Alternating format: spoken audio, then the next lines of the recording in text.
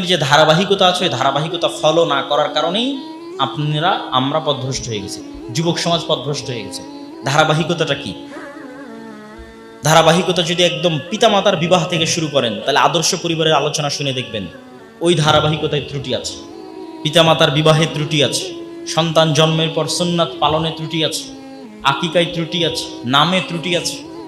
আপনি কি বিশ্বাস করেন মানুষের উপর মানুষের নামের প্রভাব থাকে? ইসলামে অকল্যাণ শিরক, কিন্তু কল্যাণ কামিতা বা সুলক্ষণ গ্রহণ করা জায়েজ। এই জন্য মানুষের ভালো নাম রাখলে সে ভালো নামের প্রভাব তার উপর থাকে। এই জন্য নাম পরিবর্তন করে ফেলতে হবে। যার মনে হচ্ছে যে সে ভালো হতে পারতেছে না, আগে দেখতে পার নাম ঠিক আছে কিনা। নাম যদি ভালো না হয়, তাহলে বারবার মানুষ আপনাকে একটা দুর্বল নামে ডাকতেছে, ওই বারবার ডাকার প্রভাব আপনার নাফসের উপর পড়তেছে, প্রত্যেকটা ডাকের প্রভাব। আর যখন আপনাকে একটা ভালো সুন্দর নামে ডাকতেছে, তখন ওই ডাকার প্রভাব আপনার নাফসের উপর পড়তেছে, বারবার ডাকার প্রভাব। নাম পরিবর্তন করে ফেলতে হবে। তাহলে একটা ভালো মানুষ হওয়ার, ভালো যুবক হওয়ার যে ধারাবাহিকতা আছে, এই ধারাবাহিকতায় যেখানে যেখানে কমতি আছে, ওখান থেকে আমাদের অবক্ষয়ের শুরু। 7 বছর বয়স থেকে মসজিদে যেতে বলা হয়েছে, 10 বছর বয়স থেকে পিটিয়ে মসজিদে নিয়ে যেতে বলা হয়েছে। এইভাবে ধারাবাহিকভাবে আসতে থাকবে।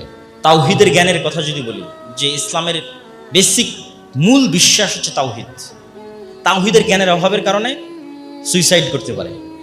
যার মধ্যে ন্যূনতম তাওহীদের জ্ঞান আছে, সে পুরো পৃথিবী যদি পাপ দিয়ে পরিপূর্ণ করে দেয়, তবু আত্মহত্যা করবে। এবং পুরো পৃথিবী যদি গুনাহ করে পরিপূর্ণ করে দেয়, তবু আল্লাহর রহমত থেকে হতাশ হবে না, যার মধ্যে তাওহীদের জ্ঞান আছে। তাহলে সে তাওহীদের জ্ঞান পায়নি। আল্লাহ সুবহানাহু ওয়া তাআলা কে, আল্লাহ সুবহানাহু ওয়া তাআলার পরিচয় কি, তার সম্পর্কে জানে না। এই জন্য আল্লাহ সুবহানাহু ওয়া তাআলার পরিচয় সম্পর্কে জানতে হবে। আল্লাহ সুবহানাহু ওয়া তাআলার পরিচয়ের বিষয়ে আমাদের লম্বা বক্তব্য আছে। আল্লাহ সুবহানাহু ওয়া তাআলার নাম এবং গুণাবলীর উপর লম্বা আলোচনা আছে, অসংখ্য বই পুস্তক লেখা আছে।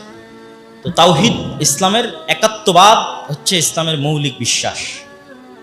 আর এই একাত্মবাদের শুরুটাই হয় এভাবে, যে এই পৃথিবীতে আমাদের আগমন এবং আমাদের সৃষ্টি আমাদের ইচ্ছার বাইরে হয়েছে। আমার বাপ মাও কোথাও সুইচ বা মেশিন বাটনে চেপে আমাকে বের করে নিয়ে আসেনি, আর আমিও কোথাও সুইচ মেশিন বাটনে চেপে বের হয়ে আসেনি। তাহলে আমার পিতা মাতার ইচ্ছার বাইরে এবং আমার ইচ্ছার বাইরে আমি পৃথিবীতে এসেছি। তাহলে যে আল্লাহ সুবহানাহু ওয়া তাআলা আমাকে পৃথিবীতে নিয়ে এসেছেন, তিনি আর একবার আমাকে সৃষ্টি করতে পারবেন, পুনরুত্থান ঘটাতে পারবেন। যেহেতু এবার পেরেছেন, আর একবার পারবেন।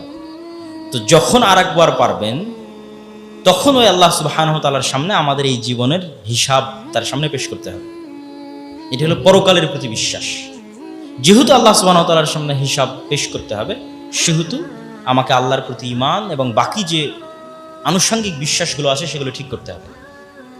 ইসলামের যে মৌলিক 6টা বিশ্বাস, তার মধ্যে সবচেয়ে বড় মৌলিক বিশ্বাস 2টা, আল্লাহর প্রতি বিশ্বাস, পরকালের প্রতি বিশ্বাস। এই 2টা বিশ্বাস যত মজবুত হবে, মানুষের নৈতিক চারিত্রিক অবক্ষয় তত কমবে। যেহেতু বর্তমান পৃথিবী বস্তুবাদী পৃথিবী। বস্তুবাদী মানে এখানে যে জিনিস চোখে দেখা যায় না, সে জিনিসের গুরুত্ব নাই। যে জিনিস হাত দিয়ে ছোঁয়া যায় না, তার গুরুত্ব নাই। তা চোখে দেখা যায় কি? টাকা চোখে দেখা যায়, গাড়ি চোখে দেখা যায়, বাড়ি চোখে দেখা যায়, আইফোন চোখে দেখা যায়। ফলত যা চোখে দেখা যায় সেটি বস্তু। তো যখন আমি সকল কিছু বাদ দিয়ে শুধু বস্তুর পিছনে দৌড়াই, তখন আমি আস্তে আস্তে অসুস্থ হয়ে উঠি মানসিকভাবে। অসম প্রতিযোগিতায় অবতীর্ণ হয়, তখন মানসিকভাবে অসুস্থ হয়ে যায়। যেমন মেয়েরা যখন অসম প্রতিযোগিতায় অবতীর্ণ হয়, চেহারার সৃষ্টিকারী আল্লাহ, আল্লাহ সুবহানাহু ওয়া তাআলার পক্ষ থেকে। কিন্তু ফ্যাশন ইন্ডাস্ট্রিজের কারণে, পর্দাহীনতার কারণে সমাজে অসম প্রতিযোগিতা চলে, কে কার চাইতে সুন্দর হবে। অসম প্রতিযোগিতা মানসিক অসুস্থতা তৈরি করে, অন্তরে হতাশা তৈরি করে। তখন একজন কম সুন্দরী মহিলা আর একজন বেশি সুন্দরী মহিলাকে দেখে জেলাস ফিল করে, এবং ভিতরে ভিতরে অন্তরে হতাশ হয়। এবং শয়তান এটাই চায়, হতাশ। তো আমরা যেটি বলতেছিলাম, তাহলে এই সকল হতাশা, সুইসাইড ইত্যাদি থেকে সে মুক্তি পাবে যদি তাওহীদের বিশ্বাস তার মধ্যে থাকে। আর তাওহীদের বিশ্বাসের পাশাপাশি পরকালের বিশ্বাস তার মধ্যে থাকে। 2টা বিশ্বাস, আল্লাহর প্রতি বিশ্বাস, পরকালের বিশ্বাস। এবং বস্তুবাদী না হয়, বরং পরকালমুখী হয়। দুনিয়া বিমুখ না, দুনিয়া বিমুখ হয় এবং পরকালমুখী হয়, দুনিয়ামুখী যেন না হয়। তার মানে কখনোই এটি মনে করবেন না যে হুজুরেরা দার্স দিতে আসলেই শুধু বলে তোমরা দুনিয়া বাদ দিয়ে দাও, তাহলে হাজী দানেশ বিজ্ঞান ও প্রযুক্তি বিশ্ববিদ্যালয়ে সবই তো বিজ্ঞান আর প্রযুক্তির সাবজেক্ট, সবই তো দুনিয়াবি সাবজেক্ট, সেগুলো কি বাদ দিয়ে দিব? বিষয়টি এমন নয়। আপনারা যোগ্য মেধাবী দেখেই এই জায়গায় এসেছেন, এবং এই জায়গায় যোগ্য মেধাবী এবং মুসলিমদের প্রতিনিধিত্বের প্রয়োজন আছে। সারা বিশ্বে মুসলমানের একসময় জ্ঞান এবং বিজ্ঞানে নেতৃত্ব দিয়েছে, কিন্তু আজকে আমরা জ্ঞান এবং বিজ্ঞানে পিছিয়ে আছি। সমস্যা হচ্ছে কি, আমরা মনে করেছি জ্ঞান বিজ্ঞান মানেই হয়তো ধর্মবিরোধিতা, কিন্তু ধর্মের অনুসরণ যে জ্ঞান এবং বিজ্ঞানের জ্ঞানকে আরো উৎকর্ষিত, আরো চমৎকৃত, আরো সুন্দর করতে পারে, সেটি কিন্তু আমরা কখনো চিন্তা করি না বা ভাবি না। কিন্তু আল্লাহ সুবহানাহু ওয়া তাআলা কিন্তু কোরআন মাজিদে সেভাবেই বলেছেন। তাহলে দুনিয়ার মধ্যে আর পরকালের মধ্যে ব্যালেন্সটা কিভাবে হবে? দুনিয়ার মধ্যে আর পরকালের মধ্যে ব্যালেন্সটা হবে আমার অন্তরে যেন কোনো রোগ না থাকে, হতাশা কাজ না করে, আমি যেন শয়তানের ফাঁদে পা না দিই, আমি যেন মাদকাসক্ত, অবৈধ সম্পর্ক ইত্যাদির ফাঁদে পা না দিই। এই জন্য আমার প্রথম মেন্টালিটি থাকবে পরকালমুখী।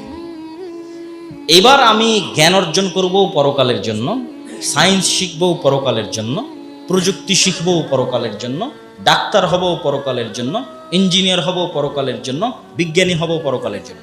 কিভাবে সম্ভব যে আমি ডাক্তার হব, বিজ্ঞানী হব, ইঞ্জিনিয়ার হব পরকালের জন্য?